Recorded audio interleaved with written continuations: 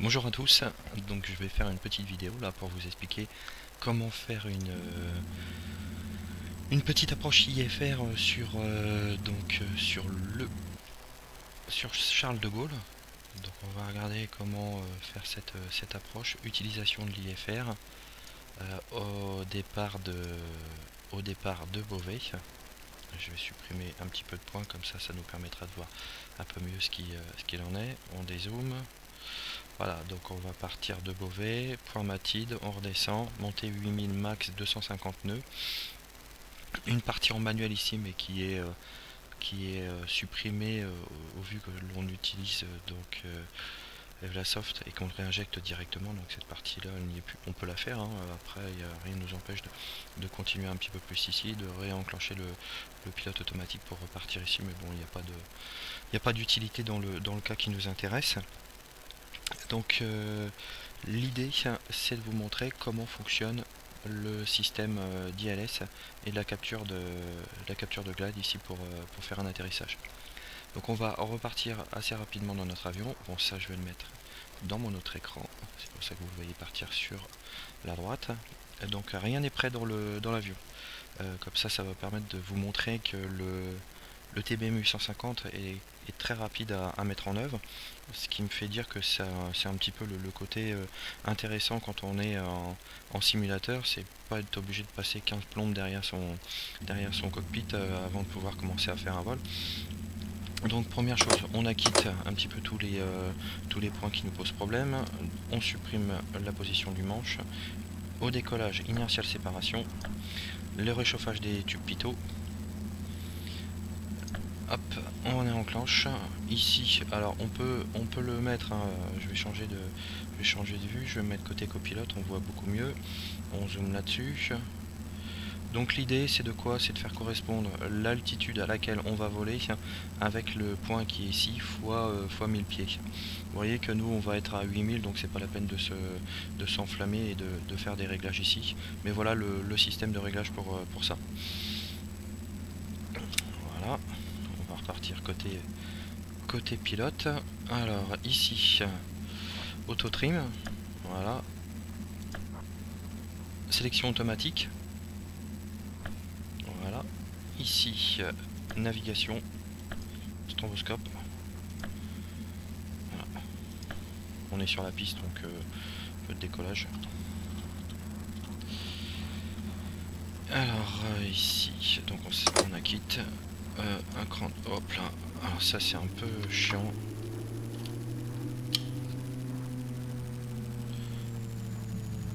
Si on déparque les volets, il se met à fond. Bon, c'est pas grave. Et ici, réglage de l'alti, vous faites B. Voilà, ça recale automatiquement l'altimètre. Ici, au niveau, donc vous voyez, il n'y a plus que l'inertial qui est engagé. On supprime un petit peu toutes les infos qui sont de chaque côté. Vous appuyez sur le bouton rouge qui est ici, vous appuyez pour le récupérer. Donc là, tout est bon. Alors ici, altimètre, hectopascal, voilà, ici, 1013. Pourquoi 1013? Parce que je suis sur la météo par défaut du simulateur, parce que sinon quand je réinjecte via Active Sky, ça arrête pas de laguer dans tous les sens et ça m'énerve. Enfin, surtout quand je fais une vidéo. Ici, donc on acquitte cette partie-là, donc notre avion est bien ici. Ici, pour réintégrer notre nav directement dans l'enregistreur de vol de l'avion, c'est tout simple. Setup, ici, donc 8000, hein, c'est la hauteur à laquelle hauteur maxi à laquelle on doit voler. Activation, et là il va la réinjecter. Voilà, ça y est, c'est parti. On va ça de l'autre côté. Donc pour ça c'est bon, les réglages sont faits. Donc lui, il a sa navigation. Ici, donc il est reparti sur la gestion via le GPS. Vous rappuyez sur le bouton ici. Voilà, sinon il va pas le prendre en compte. Réglage de notre hauteur de vol. Donc hop, ici altitude 8000. Après on peut déjà commencer à régler notre vitesse de montée. Là c'est pas la peine de s'enflammer, hein. 1500 c'est bon, hein, on va pas monter très haut, on monte à 8000. Donc 1500 altitude, donc l'altimètre, hop, non, j'ai appuyé sur le mauvais bouton. Donc là on le remet à 0, 8000, vitesse, voilà. Donc là, notre avion il est prêt à décoller. On recule, on remet quelques manches quand même dans l'avion parce que là, on fait sauter le frein de parc. Voilà, on acquitte, on met les gaz.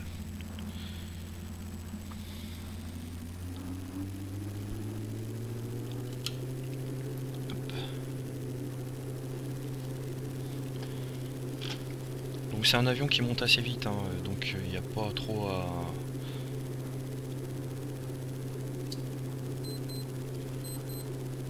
Il n'y a pas trop à tirer dessus.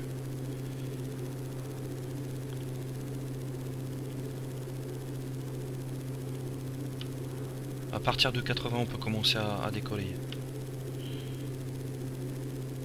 Voilà, on tire sur le manche, voilà, c'est parti, tranquille. On pousse un peu, on sort le train, on rentre le train, pardon. Sur la gauche. Ici, on va rezoomer un petit peu pour que vous puissiez voir un peu mieux ce qui se passe. Voilà, on repousse un peu parce que là il monte un peu fort.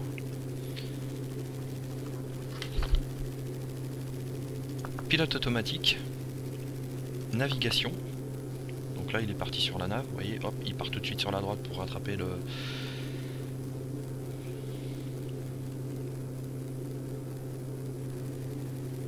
Et là, lui, il me l'a déjà pris.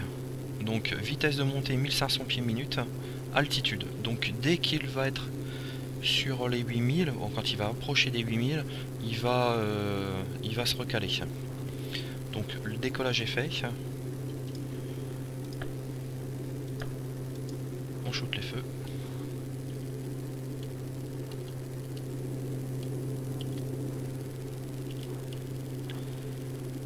Voilà.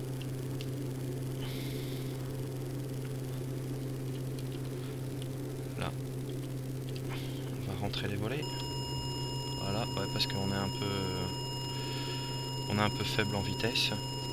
Voilà. Joli décrochage, bien.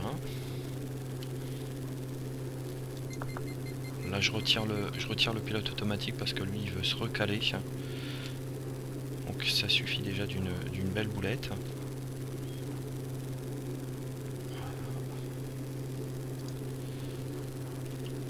Décollage est fait, on retire l'inertial, on rentre complètement les volets, ce qui va lui remettre un bon coup de gaz en plus.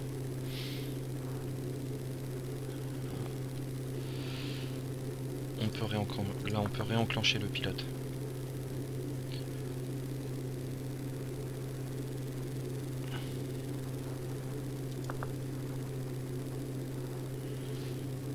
Il m'embête un peu là parce qu'il veut absolument monter à des vitesses qui sont complètement débiles.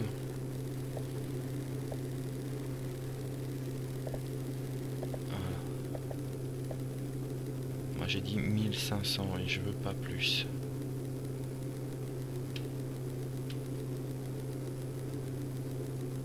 Voilà. Bon, désolé pour ce petit bazar. J'aurais dû...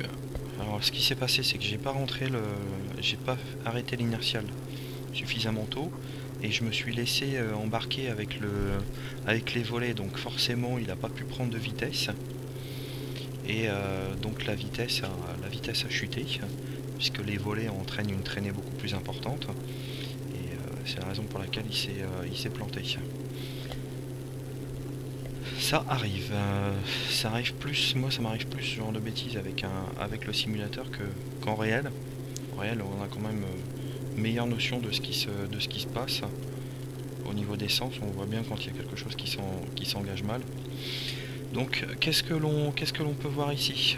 Là c'est tout ce qui est pression cabine. On voit qu'on est dans le vert, hein, on va monter à 10 000, donc je vous ai expliqué le réglage, comment le faire, donc là pas de souci. Ici, ça c'est ce qui est contenu dans les réservoirs. En dessous, enfin, gestion de l'électricité, donc tout est dans le vert, on est bon. Ici le trim, donc on est en trim automatique, donc pas de souci. Les volets sont rentrés. Température d'huile, c'est bon. Et là c'est tout ce qui est gestion de la turbine. Donc au niveau de la gestion de la turbine, il y a très peu de choses à faire, hein. Malgré toute la puissance, le pad de l'hélice,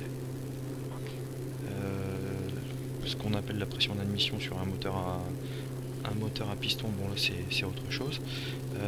On met tout à fond.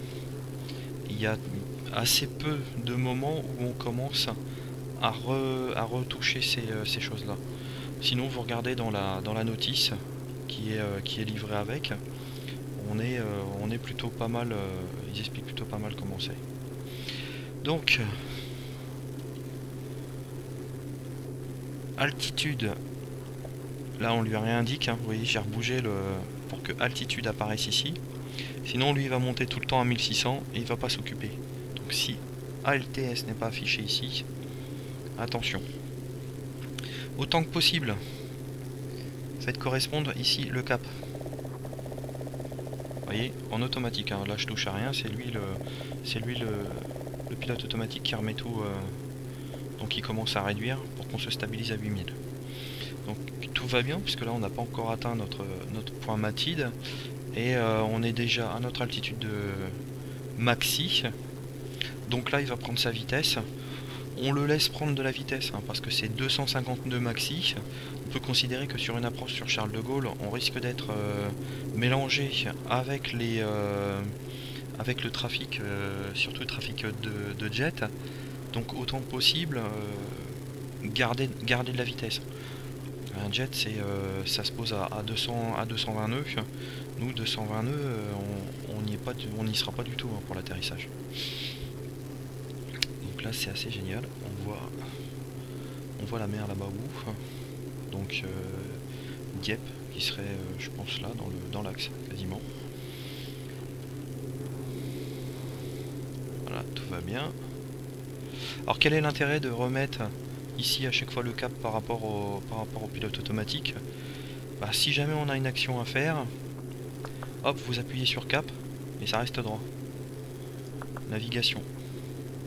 Après, rien ne vous empêche d'anticiper certains virages, parce que là vous allez voir, hein, le point matide refait, c'est un angle fermé, hein. Là le virage il va être assez sympa.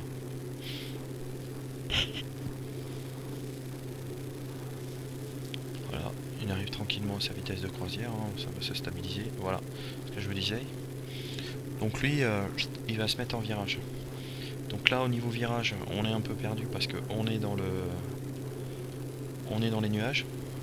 Donc là normalement dans ce genre de situation on remet l'inertial, hein. Là, sur le manuel de vol du TBM 850, dès lors qu'on commence à arriver du brouillard, des nuages, de la pluie, conditions givrantes, l'inertial.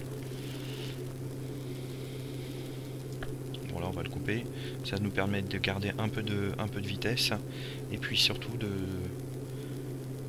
faire en même temps une vidéo qui dure pas 15 plombes. Alors voilà. On va se mettre directement sur la phase approche, suivi du vol. Non, on va retirer le suivi de vol. Donc qu'est-ce que ça nous dit? Alors,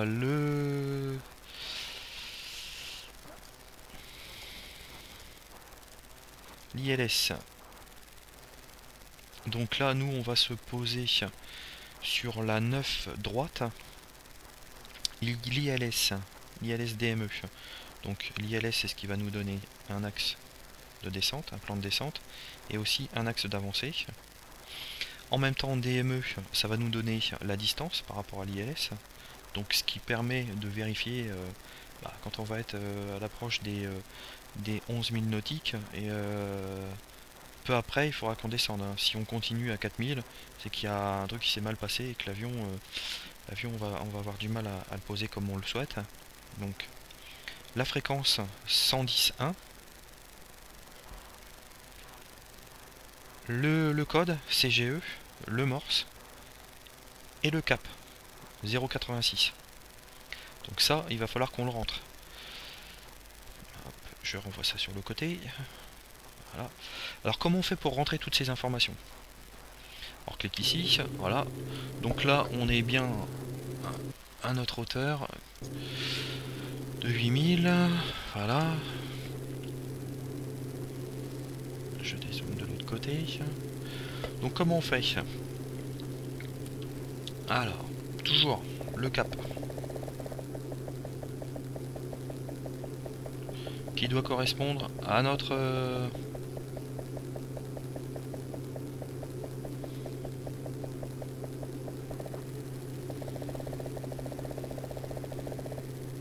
alors 181. Voilà. Alors de temps en temps, quand vous allez voir que ça se décale de trop, que tout est bien enclenché et que malheureusement ça suit pas une bonne route, vous cliquez sur D. Ça recale tout. Alors, comment faire? Donc, nous savons que la fréquence pour la navigation, on va appuyer sur le bouton, on va le mettre en 1. La fréquence de l'ILS, c'est 110.1. Je le règle ici. Hop hop. Ici. 110.1. Je l'envoie. Donc lui déjà il est programmé. Après, comme je vous l'ai indiqué, le cap c'est 86. Alors il faut le régler. Parce que lui, cap 86, il sait pas ce que ça veut dire. Ici, donc là je suis en navigation, je vais passer en cap. Donc là, maintenant il tient au cap, 181. CDI. Donc, hop, voilà. Alors là, lui, il marque VOR 1, c'est navigation 1. Donc lui, on le règle ici. 0,86.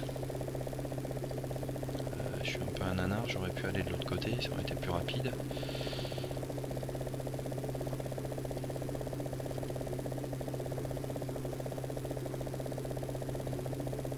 Hop, trop vite.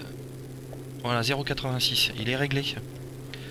Tout à l'heure, on repassera sur navigation pour faire l'approche. On se remettra donc sur le VOR, ici, donc l'ILS, et on reprendra la fréquence qui est ici, donc 110.1. Hop, on va repasser sur le... Voilà, et ici, on repasse sur navigation. Donc toujours, hein. Hop, au cap, je le remets. Voilà. Voilà donc comment faire pour régler ici votre fréquence d'ILS, votre cap d'ILS. Voilà, c'est pas plus compliqué que ça. Donc là sur notre navigation, à quel endroit on en est? Hop, je récupère ici. Allez, mets-toi à jour. Donc on est pas mal, hein, toujours 8000, on est bien en dessous des 250. Et ici on va faire notre approche. Il me donne un top de descente ici. Moi je vais plutôt le prendre plus tôt. Pourquoi? Parce que le 850 c'est un avion qui vole très vite, qui aime pas du tout ralentir, qui a du mal à freiner. Et je préfère me présenter bien comme il faut ici à 4000, voire me présenter un petit peu trop tôt à cet endroit là, d'avoir le temps de faire ralentir mon avion et de me présenter là, je vais dire tranquillement, pour pouvoir enclencher l'ILS et qu'ils me le prennent bien. Parce que ce qui peut se passer si on se pointe vraiment trop vite, trop haut, et qu'on passe au-dessus du faisceau, et la manip elle est ratée. Voilà, donc on va arriver bientôt à notre point. Donc je comprends pas trop là au niveau de la nave, parce que, enfin des choix, j'ai vérifié sur Fly et mais il va nous faire poser avec un vent dans le dos. Bon, Ouais, 7 nœuds. 7 nœuds, ça commence à être limite. Allez, on renvoie ça de l'autre côté. Et on va régler notre avion pour faire la descente.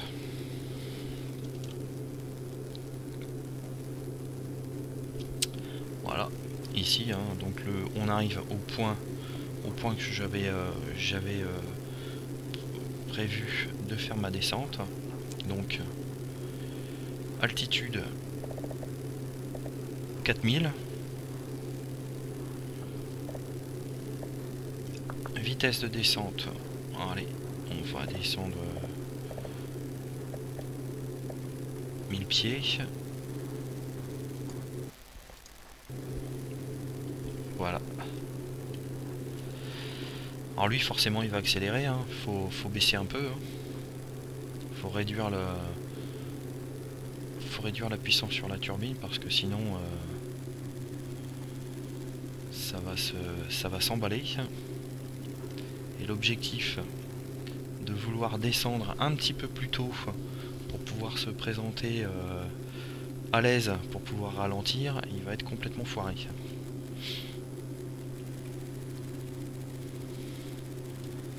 Voilà, donc tout se passe bien. Alors bien souvent, hein, quand on approche sur Paris, en dessous de 10 000, on nous demande d'allumer. Moi j'allume tout, toc, comme ça.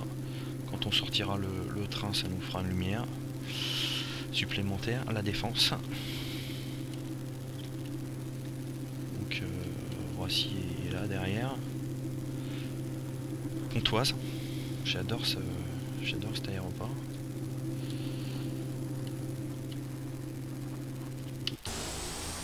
Ici, donc là,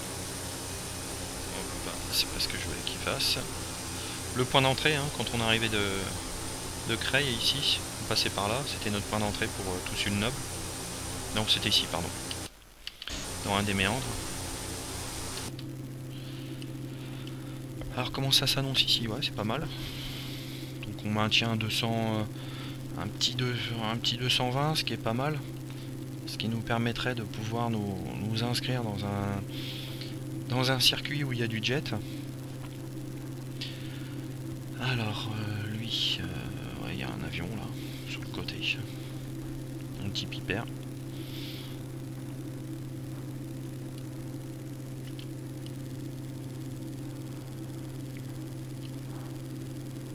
On va réduire. On replace notre cap. Ici bien sûr, hein, je suis pas sur la bonne météo, donc j'ai pas la bonne pression atmosphérique, mais sinon il faudrait recaler bien sûr notre altimètre. Hein. Soit vous faites B, ça le recale automatiquement, soit vous allez le chercher dans un logiciel de météo ou sur les sites internet, il n'y a pas de souci. Le Bourget, ici. Donc Roissy est derrière le... Alors j'ai pas de bol moi parce que vu ma taille, en général que ce soit en voiture, en avion ou quoi que ce soit, je me tape toujours la barre ici. Voilà.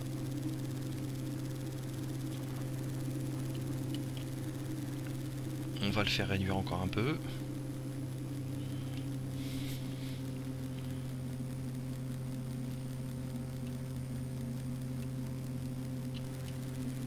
Vous voyez, hein, il n'y a pas de quoi frimer hein, quand même hein, au niveau de la nave là. Donc là, au niveau de la navigation, on va changer. On va passer avec l'ILS. Alors l'ILS c'est normal, hein, on se présente un peu haut. Ici. Voilà, vous voyez, hein, il est bien calé sur l'ILS. Le point, il est bien là. Donc là, je réduis bien comme il faut. Voilà.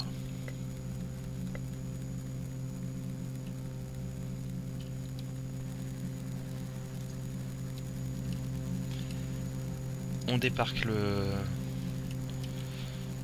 l'inertial est engagé. Voilà.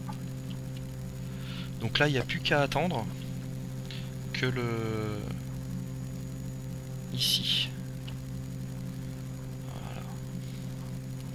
Donc là, il est en train de se cabrer, c'est normal. Hein. puisque la vitesse elle ralentit. Lui il veut maintenir ses 4000, donc il se cabre. Et là vous enclenchez approche. Voilà. Donc là maintenant ce qui va se passer, approche, il s'occupe plus de rien lui. Il s'occupe plus que d'une chose, c'est de maintenir ici le petit carré vert sur la ligne. Donc on lui met un cran de volet, on pousse sur le manche, parce que sinon il est un peu pénible pour ça. Dès que vous sortez un cran de volet, il va se mettre à cabrer comme un salopard. Là il faut remettre un peu de gaz, hein, parce que la vitesse est en train de s'écrouler. Voilà. Normal. Lui il va chercher à rattraper ici. Hein.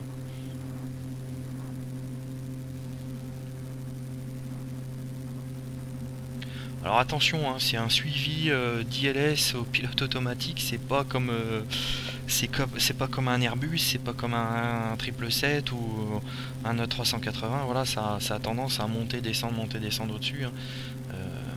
Voilà, là on est pas mal. Donc sortie du train.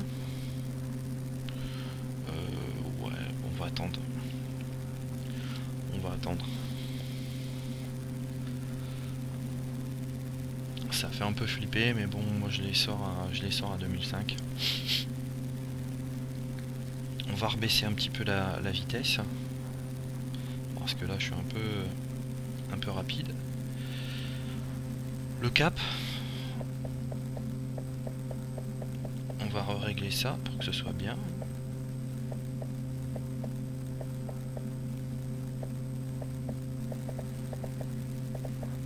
Donc 86, hein, le cap estimé. Alors vous voyez, hein, là le petit carré vert il reste bien sur mon système d'ILS. Bon là, tendance à être un petit peu le tracé est là, donc j'ai tendance à être un petit peu à gauche du tracé. Là vous pouvez faire, vous appuyez sur D, ça peut le recaler. Mais bon, en phase d'approche ILS, allez-y mollo sur les actions qui peuvent... voilà, on approche des 2005. On va sortir le train. Hop, le train sorti. Alors là, attention à votre vitesse, hein, parce que le train, un coup qu'il est sorti, voilà, vous voyez, dès que le train est en train de sortir, on remet un peu de gaz, hein, parce que ça a tendance à freiner l'avion bien comme il faut. Donc là, ce qu'on peut faire, c'est lui mettre tous les volets. Ah, hop, pareil, hein, vous mettez un bon coup de manche là, parce que dès qu'on sort les volets, il a tendance à monter. Ouais. Hop. Donc lui il va replonger, hein. Il va replonger pour reprendre l'ILS. Là je touche à rien, hein. À part quand je sors les volets où j'ai une portance supplémentaire qui vient se mettre en place et que ça me fait monter l'avion et je mets un grand coup de manche pour contrer. Sinon ça fait un truc un peu dégueulasse comme ce que je vous ai fait en début de vidéo. L'avion il me fait je ne sais quoi là. Donc là on va le laisser, hein. On va réduire un petit peu parce que c'est un peu rapide. Donc on voit, hein. Donc là vous voyez que l'avion il est un petit peu haut. Voilà. Donc attention, hein, qu'il n'est pas décroché du plan de descente. Vous voyez, il est bien centré sur son axe. Il est bien sur son plan de descente. Là il est en train de cravacher pour le récupérer. Attention à la vitesse, parce qu'on a quand même tous les volets de sortie, le train de sortie, donc faut pas... Structurellement il faut faire attention de ne pas trop forcer comme ça, hein, parce que jamais très bon de prendre des grosses vitesses. Des grosses vitesses quand tout est sorti comme ça.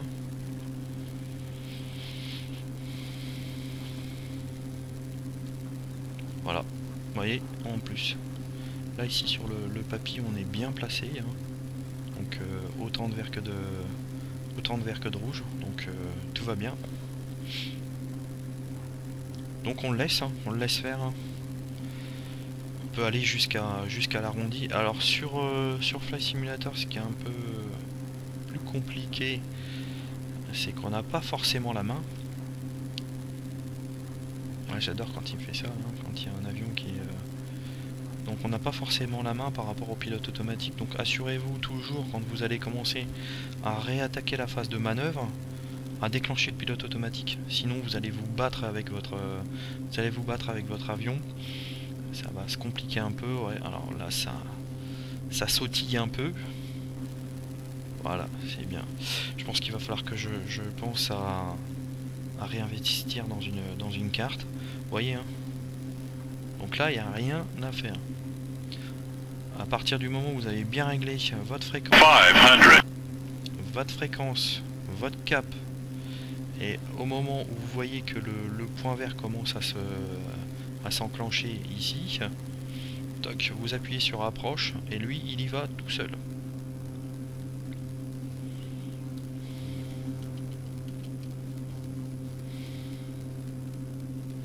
C'est un peu chiant là parce qu'il est... Donc là je fais sauter le pilote automatique. Voilà. Et puis on va se le prendre en manuel. Voilà, là je suis en manuel, je coupe. Parce que je suis quand même un petit peu rapide. Alors sur des pistes longues comme ça, hein, en accord bien sûr avec le contrôleur, hein, vous pouvez ouais, toucher. Vous pouvez choisir les reverses.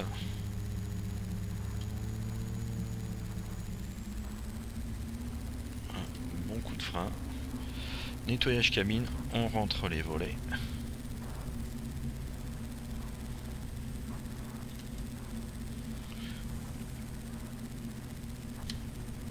Et on quitte.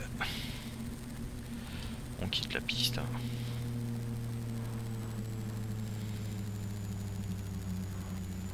Et voilà, posé. Posé proprement, on va dire.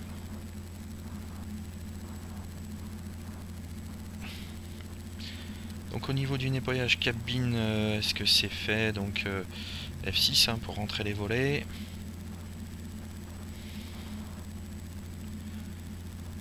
Voilà. Donc on acquitte. L'inertial vous le laissez, hein, vous êtes à... Là ici, vous avez quitté, on coupe les feux d'atterrissage. Donc là, le son de l'avion s'est coupé parce que j'ai rezoomé sur le sol.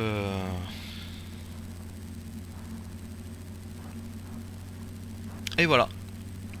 Donc voilà comment faire une approche propre en utilisant l'ILS et surtout en prenant un maximum d'informations par rapport au plan de vol que vous aurez eu la possibilité de réinjecter dans votre avion via Evlasoft, puisque Carenado a cette facilité.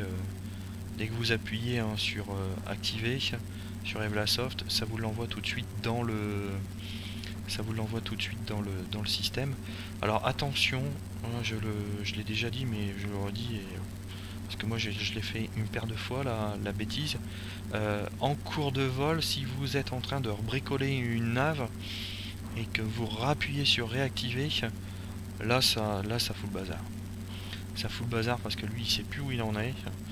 Il essaye de reprendre les points de départ et tout ça. Même si vous reprenez une navigation et que vous voulez rajouter des points, même directement via l'avion, ça marche pas des masses, ça fout un peu le bazar. Donc nous voilà au terminal 1, un peu disproportionné par rapport à notre avion, mais bon. Ouais.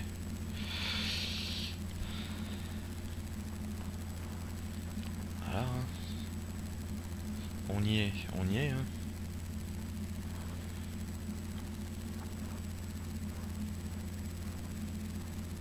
Voilà, ici, on va reprendre après sur la droite. Et on va essayer de se stationner au Y4. Alors pareil, hein, quand vous êtes avec cet avion, lorsque vous vous présentez sur les aéroports, je pense à ça parce que là, ici, je vois pas mal de matériel. J'ai essayé de faire ramener la passerelle, ça marche pas. Par contre, dès lors que vous ouvrez les portes, et que le matériel aéroportuaire est en place, lui il se met à bugger parce que les camions se présentent juste à côté, ils touchent l'aile et ça vous fout ça vous fout votre vol en l'air parce que vous avez une collision avec du matériel de piste. Alors pour être bien sur la ligne, hein, vous avez le airspeed là ici, il faut le garder sur la ligne. Voilà, sinon vous passez en extérieur, hein, ici comme ça, et vous voyez. Hop. Voilà. Un coup à droite, on coupe les freins. Voilà. Donc on va repasser à l'intérieur de l'avion. Ici, hop, on percute. Ici, on met les freins. On peut couper l'inertial. On coupe le tube, le réchauffage des tubes pitot. On acquitte les différents points. Voilà, le train il est sorti, on n'y touche pas. Hein, j'ai déjà vu quelqu'un une fois sur un simulateur. Hein. Hop, hop, il a fait ce qu'on appelle le nettoyage cabine. Et puis pour bien finir son vol, il a rentré le train. Donc au revoir la qualif.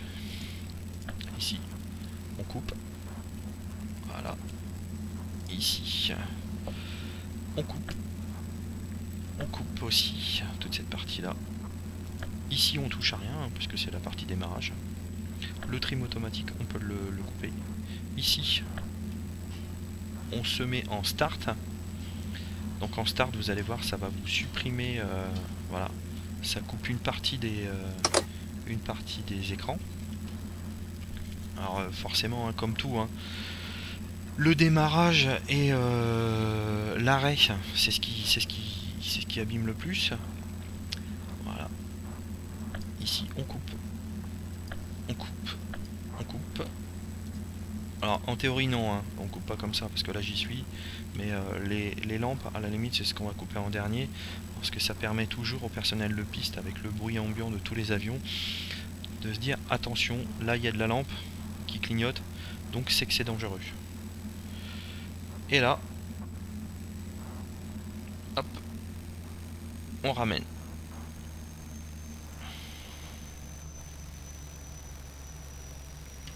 Et voilà. C'est pas plus compliqué que ça à éteindre. Et c'est pas plus compliqué que ça à mettre en route.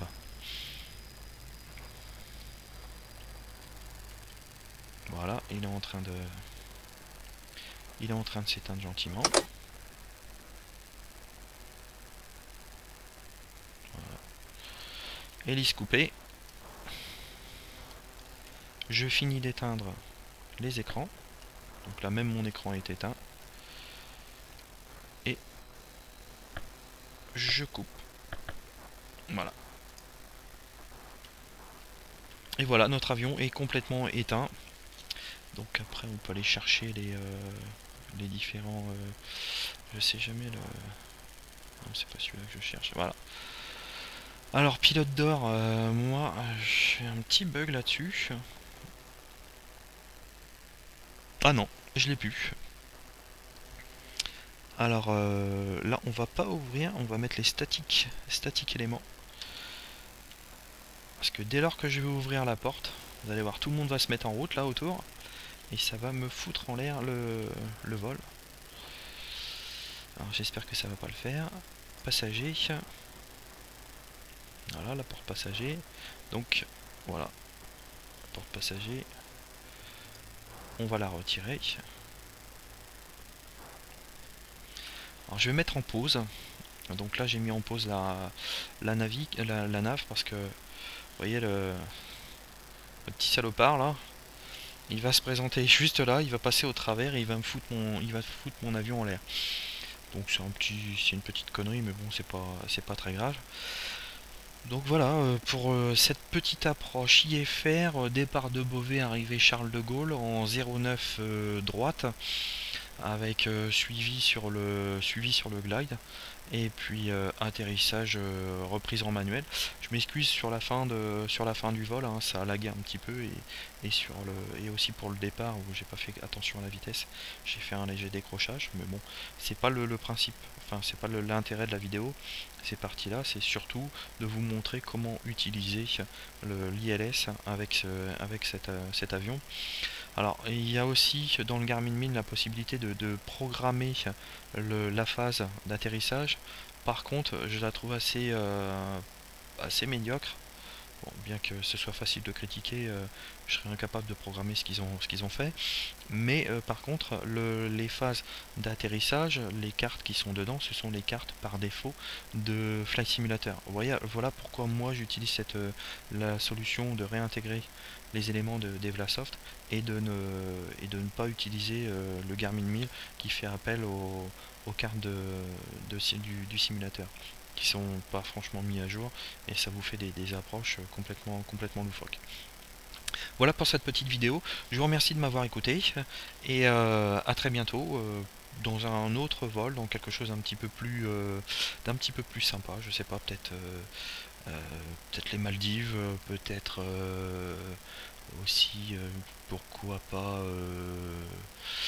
allez, Malte. Malte, je trouve vraiment super. En plus, cet avion est c'est à sa portée, donc pourquoi ne pas en profiter. Je vous remercie, à bientôt, au revoir.